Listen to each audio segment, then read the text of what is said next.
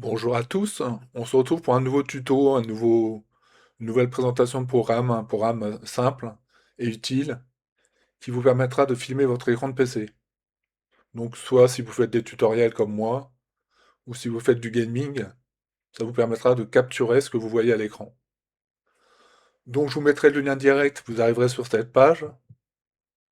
Vous prenez le premier lien parce que c'est la version la plus récente, Download. Moi je le mets sur le bureau. Vous pouvez fermer la fenêtre. On va installer le programme. Exécuter, oui, je comprends. Suivant, suivant, installer.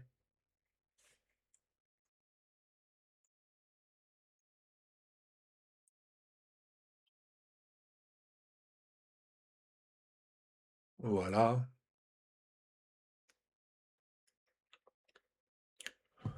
Il ouvre une page de pub, vous le fermez, vous n'avez pas besoin. Vous laissez cocher exécuter active présenteur et vous faites terminer. Et le programme se lance. Alors ça peut sembler un peu compliqué, mais en fait, il n'y a qu'un seul onglet qui nous intéresse, c'est enregistrer l'écran en vidéo. Donc vous prenez celui-là, les autres, je ne sais pas les utiliser. Je ne suis pas sûr qu'on puisse les utiliser réellement. Donc vous faites enregistrer l'écran en vidéo, et vous avez cette petite fenêtre qui s'ouvre. Et là, j'ai découvert un problème majeur, ennuyeux, dérangeant. C'est qu'on ne peut pas changer les paramètres. Je vais le faire doucement. Vous allez sur la roue crantée qu'il y a là, vous faites enregistrement paramètres et vous pouvez modifier, par exemple, le format vidéo, le format du codec audio, ou le curseur. Activer, non activer, enregistrer le curseur, ne pas l'enregistrer. Et on a raccourci. Et là, quoi que je mette, malheureusement, je vais mettre F10 et F11. Quoi que je mette, ça ne marche pas. Vous faites sauvegarder, mais enfin, ça sert à rien. Comme je le dis, ça marche pas. Il se passe rien. Donc c'est dommage. Mais à cette exception près, c'est quand même un bon programme. Il n'y a pas de limitation de temps, il n'y a pas de publicité, il n'y a pas de mode premium qui devait devenir payant. Enfin, vous pouvez payer pour ce logiciel, mais vous n'êtes pas obligé pour utiliser sous sa forme actuelle. Donc quand vous êtes sur cette fenêtre-là, vous vous laissez en plein écran, eh bien ça va vous filmer l'ensemble de votre écran, plein écran, comme le nom l'indique. Personnaliser, c'est pour personnifier ce que vous voulez vraiment filmer ou non. Webcam, moi j'ai décidé de la désactiver, mais vous pouvez mettre votre webcam si vous en avez une. Si vous en avez une. Le micro, bah, vous me le laissez activé, j'imagine. Volume, peu importe.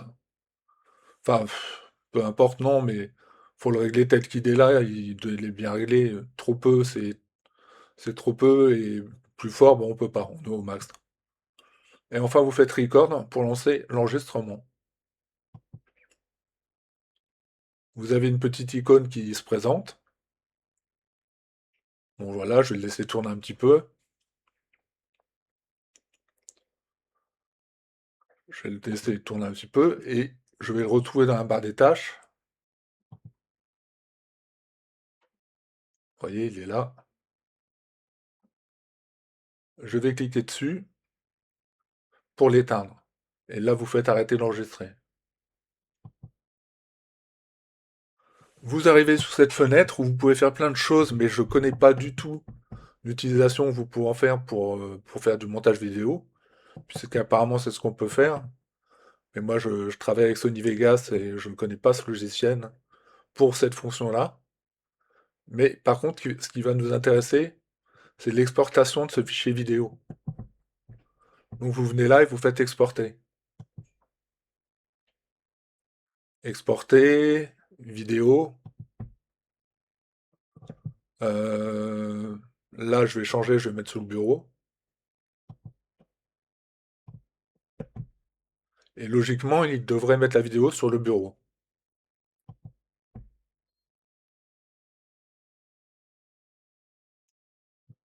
Voulez-vous visualiser la sortie maintenant? Oui.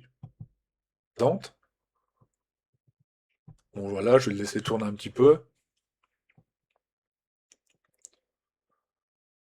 Je vais le laisser tourner un petit peu et je vais le retrouver dans la barre des tâches. Vous voyez, il est là. Je vais cliquer dessus pour l'éteindre. Et là, vous faites arrêter d'enregistrer. Et voilà, vous avez vu que la qualité est très bonne. Il n'y a pas de problème de ce côté-là. Non. Donc c'était un petit tuto simple, facile, rapide pour utiliser ce programme. Mais après, il y a des fonctions nombreuses, mais que je ne connais pas du tout. Donc je ne veux pas vous induire en erreur. Le seul bémol, mais c'est lié à un bug, hein, c'est a priori un bug, c'est qu'on peut pas sauvegarder ces raccourcis. Donc ça, c'est un peu ennuyeux, mais j'ai essayé d'autres programmes, et c'était des versions payantes, c'était des versions limitées dans le temps, c'était des versions pleines de pubs, les pubs qui se mettaient et qui étaient impossibles à enlever. Donc ça, au moins, c'est un programme qui est fiable, qui fait bien son taf.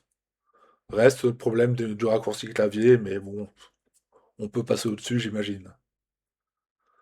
Voilà ce que je pouvais vous dire sur ce programme. J'espère que j'ai fait le tour. J'espère que j'ai pas été trop vite.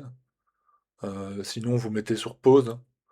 Normalement, j'ai essayé de bien expliquer, mais vous mettez sur pause pour avoir des détails.